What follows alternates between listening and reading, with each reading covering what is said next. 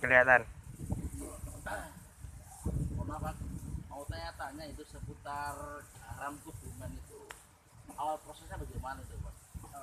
Ya, terima kasih kedatangan Bapak ke Kampung Garam Sidoarjo, yang mana di Kampung Garam Sidoarjo ini sudah menjadi ikon Kebumen tentang garam, terutama di wilayah pantai pesisir Kebumen daerah selatan, yaitu dari Kecamatan Puring sampai Kecamatan Mirit. Dan prosesnya untuk pembuatan garam ini karena tanah di pesisir Kebumen ini kan porus, artinya tidak bisa menyimpan air. Jadi cara pembuatan garam di sini kita menggunakan plastik dua macam, yaitu satu plastik geomembran untuk lantai bawah dan atapnya pakai UV film. Kalau UV biasa itu nanti tingkat keawetannya kurang. Nah, pertama kita penataan lahan. Kalau misalnya kita mau bikin garam lokasi garam lebar luas, kita menggunakan alat berat pakai busa.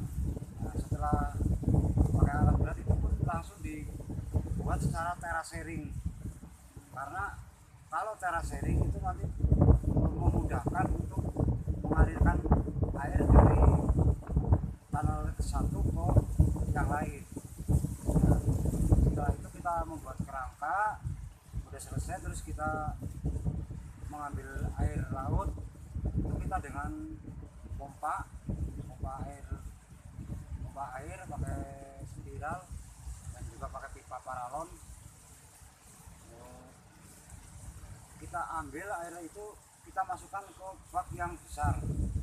Bak yang besar itu namanya bak tandon, itu untuk menampung air muda.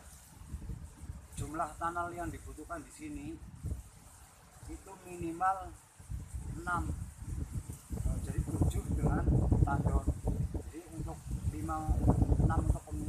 untuk peminihan dan 1 untuk penjagaran. Meja terakhir itu namanya meja garam. Nah, setelah ditandon, kita cek juga dengan kepekatan air laut itu mencapai kepekatan berapa. Biasanya itu untuk mengeceknya itu pakai alat yang namanya barometer. Barometer itu untuk mengecek kepada garam.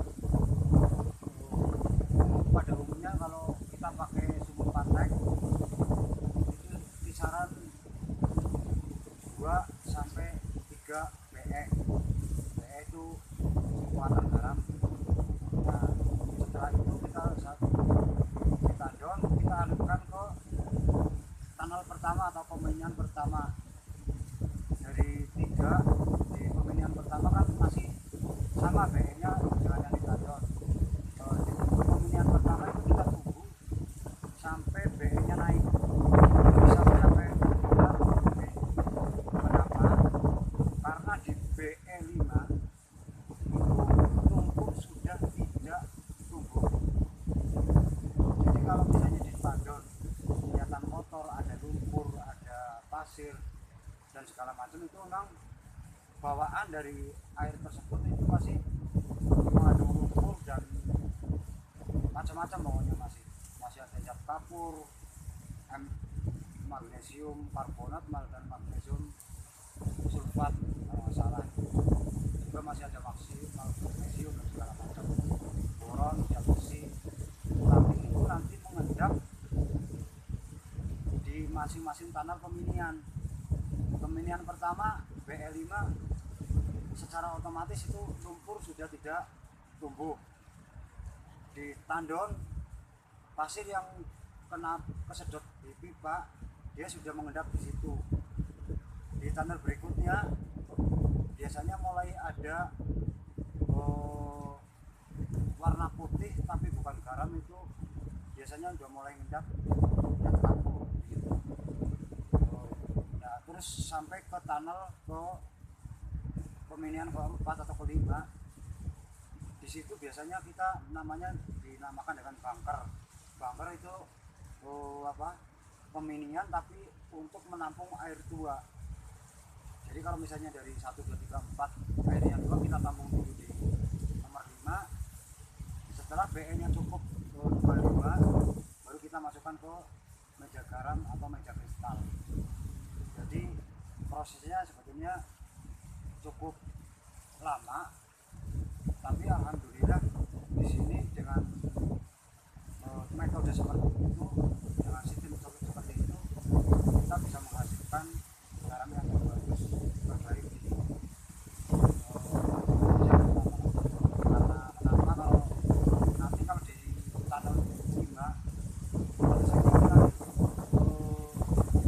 mengendap magnesium CO3 sama CO4 kalau nggak salah.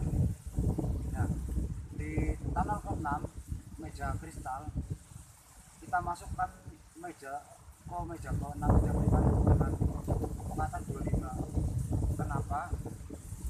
Karena di kepekatan 26 NaCl atau garam itu garam murni mulai mengendap, Pak.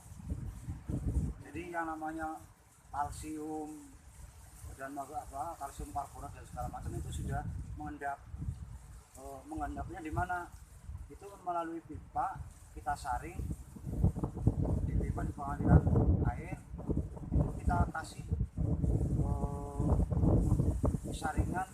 Saya menggunakan itu yang dari filter untuk akuarium yang di ikan itu kan ada ada kayak busa-busanya itu untuk penyaringan di sini. Nah, panen garam kita masuk di BE25, kita harus panen di BE30. Kenapa? Kalau Kenapa? masih di bawah 30 nggak bisa berarti ya? Bisa, Pak, cuman garamnya masih agak muda, nanti gampang cair.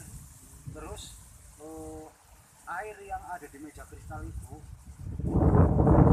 belum mencapai sekitar 70% garamnya belum mengendap. Jadi kalau di BE30 itu NaCl atau garam itu sudah mengendap sekitar 80%. Nah, di saat itu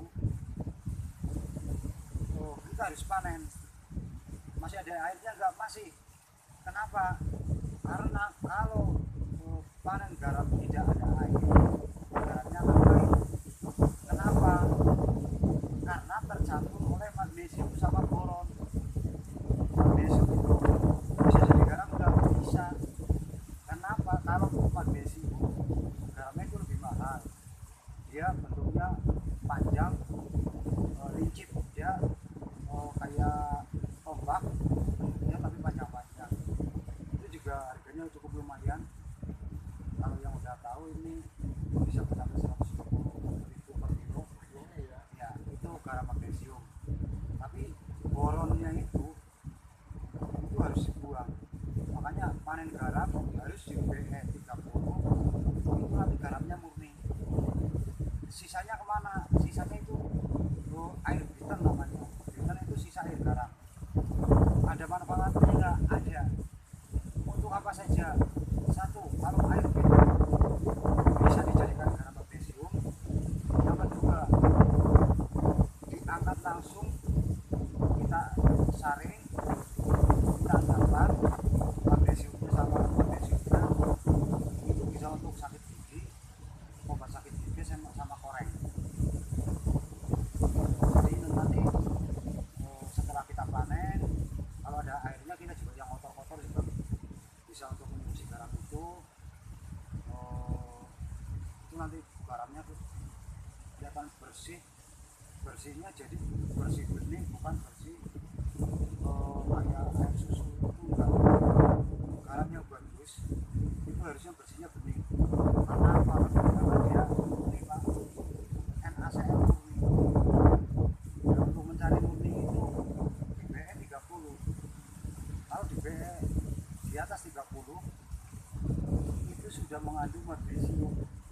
Sama kadang-kadang kita juga kalau yang tidak terlalu teliti, kurang teliti itu kadang magnesium juga apa, kalsium juga masih ikut di situ karena belum 100% mengendap sih. Ini bisa ditunjukkan nggak di mana yang Nanti tempatnya di yang sebelah itu aja Pak. Kalau ini kan udah rusak, yang sebelah sana aja nanti. Ya, air biton itu bisa untuk apa? Untuk sakit gigi, juga untuk koreng. Jadi sebetulnya kalau kita benar-benar teliti, kita jeli, kita takut, kita ulang, kita membuat barang tidak ada bebannya Pak. Mungkin Bapak kan ada pertanyaannya, kenapa? Karena apa? Satu, yang ditanya kita bisa sampaikan makan sapi sebelumnya. Dia bisa makan sapi dia nanti tambah istilahnya dokoh apa ya, langsung menambah nafsu makan ya. Terus ada kalsium karbonat sama kalsium sulfat, kita taruh di pupuk kandang Pak. Pupuk kandang itu kalau kita kasih tiap satu ini cepat matang walaupun masih di dekat kandang, tanpa harus kita kasih atap. Kalau kebanyakan mereka yang bikin garam-garam apa pupuk kandang organik itu Iya, kan iya, dimasukkan ke ini, ke tempat yang teduh. iya. Kalau saya udah coba enggak, jadi istilahnya kotoran sapi kita kasih kapur itu insya Allah 1 minggu itu udah matang. Jadi Tanpa harus dikasih payung begini. iya, tanpa harus dikasih atap ya. Jadi kalau bicara pembakar garam